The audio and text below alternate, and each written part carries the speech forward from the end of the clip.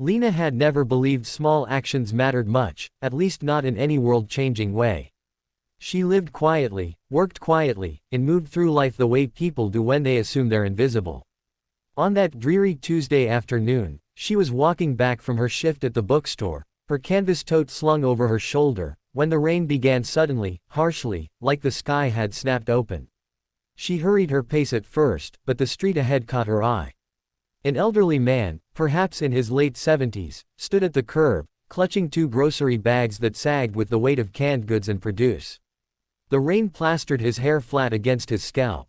Cars whooshed by, splashing water. People streamed past, umbrellas angled for personal protection, eyes avoiding his. Something in the man's expression, helpless but trying to stay composed, made Lena stop without thinking. She approached and asked gently if he needed a hand. His relief was immediate, softening the lines in his brow. He told her his name was Mr. Alden and that his arthritis had flared midway through his walk, making the bags heavier than expected.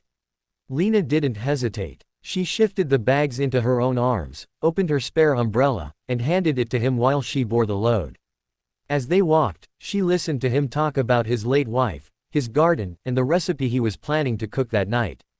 The rain drummed steadily, but it felt warm under the umbrella, strangely intimate for two people who had met only moments before. When they finally reached his small brick house on Maple Lane, he insisted she come in briefly to dry off. She declined politely, but he pressed a hand over hers and thanked her with such sincerity that she felt her eyes sting. She walked away thinking the moment was complete, a tiny kindness among billions that would dissolve as soon as the sidewalks dried. She had no idea someone else had seen everything. Across the street, under the overhang of a closed bakery, a high school student named Jonah had been waiting for the rain to lighten before heading home. His hood was up, his earbuds in, but he wasn't listening to anything. Instead, he stared at the scene unfolding between Lena and Mr. Alden. What struck him wasn't the act itself, people helped each other sometimes, but the gentleness of it. She hadn't rushed through it, hadn't acted inconvenienced or heroic, just genuinely present. Jonah had been carrying something heavy that day too, not in his hands but in his chest.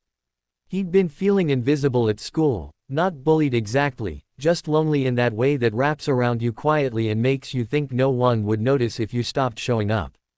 He watched Lena walk away and felt something shift, subtle, almost like a thought brushing against another thought. As he eventually stepped out from the awning and made his way back to school for an after-class club meeting, he kept replaying the interaction in his mind.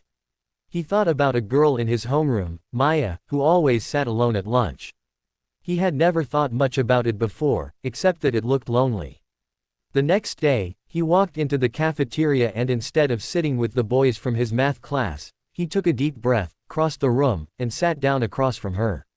She looked shocked at first, like she thought he had mistaken her for someone else.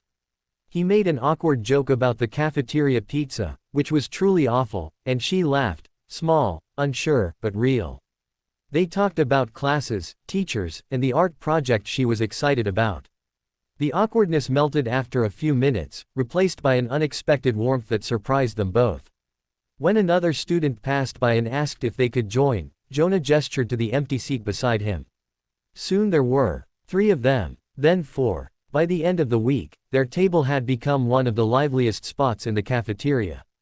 Someone suggested creating handmade cards to put in teachers' mailboxes. Someone else brought extra fruit to share. It spiraled quietly, naturally. Jonah didn't think he had done anything grand, he had simply followed an impulse sparked by something he didn't even fully understand. Later that evening, Jonah made a short post on social media. Saw someone help a stranger today like it was the easiest thing. Made me want to make someone's day too. Try something, even small. He attached no photo, no names, nothing flashy. It wasn't meant to go beyond his circle of friends. But the simplicity of it resonated. Someone shared it with the caption, "We could all use more of this." Someone else commented with a story of how a coworker had left a sticky note with a compliment on their desk that morning. At first it was just a ripple. But ripples grow. A local college student saw the post and decided to leave encouraging notes taped to a campus bulletin board. People started responding by adding their own. By the next day, the board was filled with messages. "You are stronger than you think. Your work matters. You belong here. A middle-aged woman read the post and decided to pay for the coffee of the person behind her in line. The barista, touched, paid for the next person's muffin.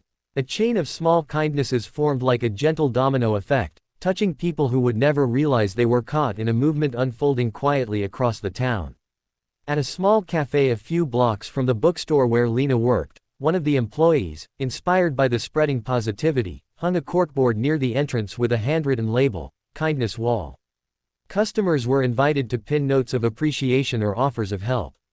By the end of the week, the board was overflowing with little squares of colored paper, offers to tutor younger students, invitations to community cleanups, uplifting quotes, anonymous gratitude messages.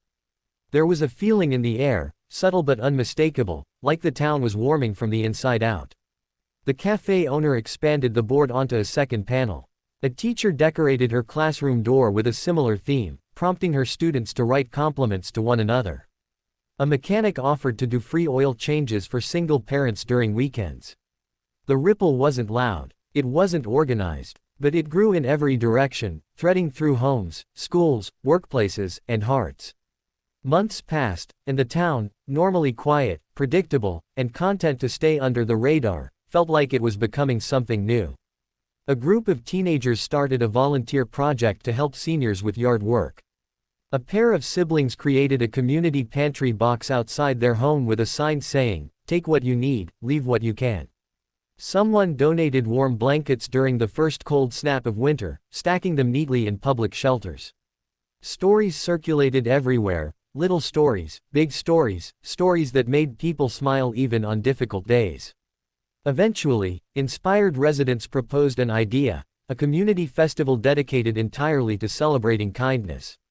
When the day arrived, the Central Park was transformed with twinkling string lights, handmade banners, and booths run by local organizations. People gathered to share stories, sign up for volunteer opportunities, donate goods, and participate in workshops about compassion, empathy, and community building. There were performances from school choirs, tables filled with baked goods, and a mural where anyone could paint a symbol of hope. Jonah's post had, unbeknownst to him, been printed on a board near the entrance, credited anonymously with the caption, "It starts small." Lena attended only because a coworker invited her. She didn't think much of it, just another community event.